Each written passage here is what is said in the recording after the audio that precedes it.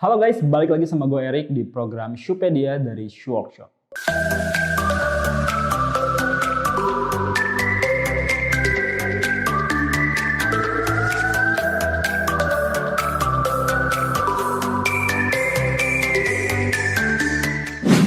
Seperti biasa, pada program Shoepedia, kita bakalan sama-sama belajar dan juga membahas tentang teknis reparasi sepatu yang ada di Shoe Workshop. Di mana pembahasan teknis ini bakalan luas banget, tergantung jenis sepatunya dan juga jenis kerusakannya.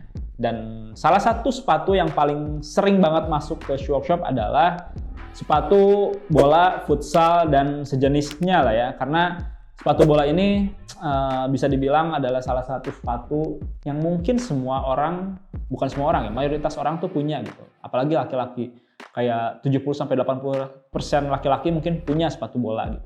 Permasalahan sepatu bola ini banyak banget karena emang intensitas dan juga traksinya yang tinggi banget gitu. Udah dipakai lari, dipakai nendang juga gitu ya, gimana nggak rusak sepatunya. Kita mulai dari mungkin jenis-jenis sole atau materialnya juga. Sole sepatu bola sendiri ada banyak banget jenisnya. Mulai dari soft ground, terus ada firm ground, ada hard ground, sampai artificial ground gitu. Dimana setiap fungsi outsole ini berbeda-beda tergantung jenis lapangannya. Kita mulai dari yang soft ground dulu. Jadi soft ground ini adalah salah satu jenis sepatu bola, bukan sepatunya ya, outsole-nya ya. Sorry, gue sebenarnya nggak bawa outsole-nya di sini yang buat soft ground, tapi gue bakalan jelasin. Jadi yang soft ground ini diperuntukkan untuk lapangan-lapangan basah, lembab, atau biasanya becek ya, habis hujan kayak gitu. Dan salah satu ciri dari sepatu outsole, sepatu soft ground, biasanya pool yang ada di bawah sepatu bola ini jumlahnya nggak lebih dari 8. Jadi biasanya di belakangnya ada 2, di depannya ada kayak 4 gitu. Dan material poolnya pun biasanya terbuat dari aluminium atau besi lah. Tapi seiring berkembangnya zaman, teknologi pada outsole sepatu soft ground juga semakin berkembang gitu ya. Jadi kayak si produsen mencoba untuk memfasilitasi penggunanya supaya si outsole-nya ini bisa dipakai jadi sepatu soft ground atau firm ground gitu. Jadi ada beberapa sepatu outsole sepatu soft ground yang itu bisa dilepas sendiri sama kita. Jadi si besinya bisa diganti sama yang material plastik. Lalu ada yang namanya outsole sepatu bola untuk firm ground atau lapang yang medium ya. Jadi bisa dibilang lapangnya basah enggak, kering juga enggak gitu. Ya lembab-lembab aja. Outsole sepatu ini biasanya dipakai sama atlet-atlet sepak bola yang dimana negaranya itu beriklim tropis kayak di Indonesia gitu ya. Lalu untuk outsole-nya sendiri atau poolnya, ini jumlahnya sedikit lebih banyak dibandingkan outsole sepatu bola soft ground gitu ya. Kayak sekarang yang gue pegang ini adalah salah satu cirinya, di mana bagian poolnya ini ada 4 di bagian belakang dan juga biasanya 5-8 pool di bagian depannya. Lalu poolnya pun biasanya berbahan polimer atau plastik kayak gini. Next ada outsole sepatu yang poolnya itu termasuk ke hard ground ya. Jadi contohnya kayak gini. Gue kasih lihat karena gue nggak bawa outsole-nya. Jadi outsole hard ground ini biasanya dipakai di lapangan-lapangan yang kering, terus cenderung keras gitu ya. Kayak mungkin kalau di kita di lapangan-lapangan tarkam kan nggak semua full rumput, biasanya tanah kering gitu ya. Dan juga materialnya ini lebih empuk, yaitu berbahan dasar karet supaya pijakan si pemain ke lapangnya juga tetap empuk. Salah satu cirinya adalah dari si poolnya ini lagi, di mana bagian belakangnya biasanya ada 4 dan bagian depannya ini biasanya lebih dari 8, kayak mungkin 9 atau 10. Lalu ada juga yang namanya artificial ground, outsole. Nah biasanya outsole-nya ini bentuknya kayak gini, bulat-bulat titik-titik kayak gini. Ini diperuntukkan untuk sepatu-sepatu futsal atau mini soccer, di mana lapangannya ini lapangan sintetis. Nah, selain sole ini, di Shoe Workshop juga tersedia sole artificial yang kayak gini. Oke, itu tadi bagian outsole. Sekarang kita bahas bagian uppernya. Bagian upper sepatu bola ini banyak banget jenisnya. Kalau misalnya kita bahas dari perkembangan sepatu bola dari zaman dulu gitu. Mulai dari ada kulit sintetis, terus ada kulit asli lah, kulit leather, lalu ada kanvas dan juga tekstil, sampai bahan knit gitu ya, bahan rajutan. Nah, keunggulannya apa aja sih biasanya? Nah, kalau biasanya bahan kulit sintetis, biasanya itu sepatunya lebih mudah dirawat gitu ya, perawatannya lebih mudah. Kayak misalnya kotor tinggal lap, terus harganya juga jauh lebih murah.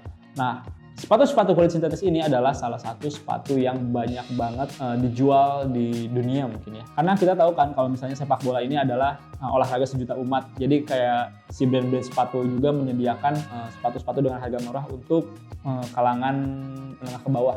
Nah, salah satu keunggulannya itu tadi, pertama bahannya ringan, terus mudah dirawat, perawatannya mudah, sama harganya yang cenderung murah. Lalu ada kulit asli atau leather ya. Kulit asli ini ada beberapa jenis yang gue tahu mungkin grade-nya beda-beda gitu.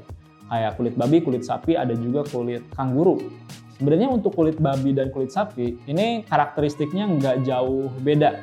Cuman si kulit babi ini biasanya pewarnaannya lebih on point gitu. Jadi kalau misalnya kalian pengen warna tertentu, biasanya kulit babi ini lebih nonjok gitu warnanya.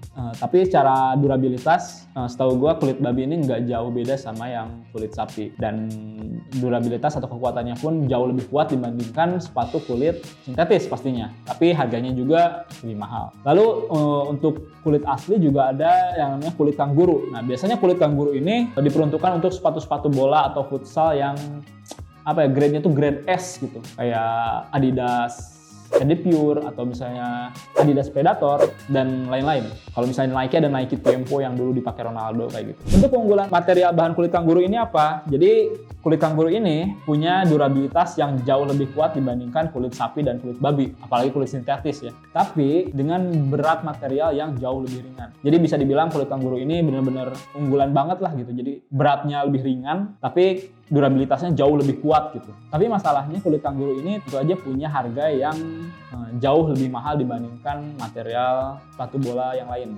Lalu untuk selanjutnya ada yang namanya bahan tekstil ya, biasanya kanvas kayak gini atau knit kayak gini.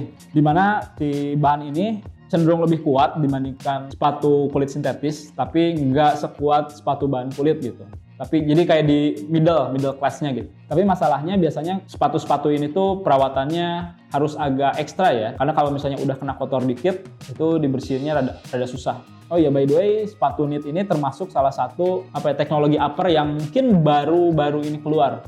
Gue ingat pertama kali sepatu knit keluar itu pada tahun 2014 di Piala Dunia di Brazil. Nike mengeluarkan sepatu Flyknit. Sepatu Flyknit yang ikonik banget, yang kayak kaos kaki ke atas gitu, sampai ke ankle. Next, untuk kerusakannya sendiri, untuk sole, biasanya sepatu bola ini pecah di bagian outsole ya, karena outsole sepatu bola ini terbuat dari thermoplastic rubber, atau seperti yang kalian tahu adalah campuran karet dan plastik. Cuman perbedaannya adalah persentase kandungan karet atau plastiknya itu biasanya berbeda. Ada yang lebih banyak karetnya atau yang lebih banyak plastiknya. Kalau udah pecah gini ya harus ganti sih biasanya. Lalu untuk kerusakannya, di bagian sole sendiri, semakin lama sepatu ini didiemin atau jarang dipakai, biasanya materialnya makin keras terus pecah gitu. Selain itu juga permasalahannya adalah jahitan dari sepatu bola itu sendiri. Yang kita tahu sepatu bola ini kan punya intensitas dan traksi yang sangat kuat banget gitu ya. Sehingga perlu penjahitan pada bagian outsole-nya, jahitan keliling. Nah, salah satu kesalahan yang biasanya dilakukan oleh masyarakat umum dalam menjahit sepatu bola ini adalah bahan benang jahitannya, di mana ada beberapa jenis benang jahitan yang bisa mengikis si sole-nya gitu. Saran kita adalah untuk mengganti bahan jahitannya itu atau si benangnya itu dengan bahan nilon atau sejenis senar raket mungkin ya, yang lebih soft diaplikasikan pada outsole sepatu bola kamu. Lalu untuk bagian uppernya, sepatu bola ini biasanya rusak pada bagian samping sini atau samping sini, karena kita tahu sepatu bola ini kan bentuknya narrow gitu, atau biasanya lebih sempit dari dibandingkan sepatu-sepatu kasual yang biasa kita pakai sehari-hari. Apalagi kalau misalnya kita punya kaki yang lebar, dipakein di sepatu bola yang narrow, biasanya ini samping ini makin tertekan, terus akhirnya lepas atau sobek. Nah, kalau misalnya lepas, mungkin kita bisa bantu untuk menjahit sole dan bagian uppernya aja, kalau misalnya sekedar lepas aja. Tapi kalau misalnya udah sobek di bagian sini, kita menyarankan untuk ditambah dengan lapis kulit spesial yang ada di workshop. Tapi kalau saran kita sih untuk mengganti upper secara keseluruhan. Karena kalau misalnya kalian mengambil opsi tambal kulit aja, biasanya si robekannya itu makin bakalan melebar dan makin luas gitu sampai bikin sobekan baru di sini. Lalu untuk kulit sintetis gimana? Nah, untuk kulit sintetis sendiri kita sebenarnya agak beresiko ya untuk ganti upper, karena upper itu kalau misalnya mau ditambal atau diganti perlu yang namanya bongkar sole dulu. Jadi solenya dibuka, lalu kita merekondisi uppernya dari bawah supaya kualitasnya lebih bagus gitu, durabilitasnya juga jauh lebih kuat. Tapi permasalahannya karena karakteristik kulit sintetis yang gampang ngelupas ini, jadi ketika pembongkaran upper dan sole ini berpotensi untuk merusak upper-upper yang lain. Kalau misalnya kalian punya rusak di sini misalnya, itu ketika pembongkaran sole, bagian lain yang dari sini ke sini itu berpotensi untuk rusak juga. So untuk sepatu kulit sintetis, sorry banget kita nggak bisa bantu, tapi kita menyarankan untuk lebih bijak membeli sepatu dengan membeli sepatu kulit asli gitu ya, supaya durabilitasnya juga jauh lebih awet dan bahannya sustainable. Kecuali bahan sintetis itu rusaknya cuma pada bagian liningnya aja atau liningnya ini, bagian dalamnya. Nah, bagian lining ini kamu nggak perlu bongkar sole. Jadi ketika bagian lining kulitnya rusak, kamu bisa mereparasi sepatu kamu kayak gini. Nah, itu untuk reparasi sepatu bola yang ada di Shoe Workshop ya. By the way, kalau misalnya kalian punya ide atau opsi lain tentang reparasi sepatu juga, kita tidak membatasi. Karena ada beberapa customer kita yang mungkin pengen custom sepatu bolanya jadi sepatu futsal atau sepatu futsalnya jadi sepatu bola, itu juga bisa banget, tergantung keinginan kalian sebenarnya. Apalagi ada beberapa customer yang punya ide yang out of the box, bikin sneakers dari jadi sepatu bola atau jadi sepatu futsal kayak gini nih. Tapi resikonya ya itu tadi, shape-nya yang bakal jadi sempit tadi, karena sole sepatu bola ini disesuaikan jadi lebih sempit untuk mendukung mobilitas si pemain bolanya itu sendiri. Dan mungkin ketika sneakers atau sepatu kasual biasa kamu dijadikan sepatu bola, itu durabilitasnya tidak sekuat sepatu bola yang emang proper gitu ya, emang dikhususkan. Makanya kalau misalnya kalian pengen ganti sneakers kalian jadi sepatu bola atau sepatu futsal, kita saranin nggak terlalu sering dipakai buat bola atau futsal ya, karena durabilitasnya juga beda. Nah, segitu aja pembahasan Shoepedia kali ini tentang sepatu bola dan futsal. Semoga bermanfaat buat teman-teman di luar sana yang mungkin punya sepatu bola gitu ya. Jadi ketika kalian mau main bola, kalian bisa tahu sepatu mana yang harus kalian pakai, tergantung kondisi lapangnya.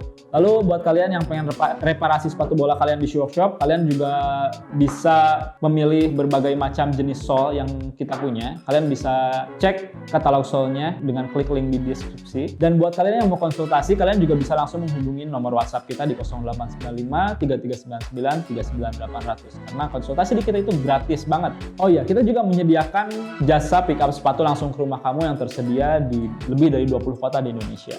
Jangan lupa subscribe channel kita dan nyalakan lonceng notifikasinya supaya kalian nggak ketinggalan info-info video baru dari kita. Like dan share video ini jika bermanfaat. Gue Erik pamit undur diri, sampai jumpa di program Shoepedia berikutnya. Adios!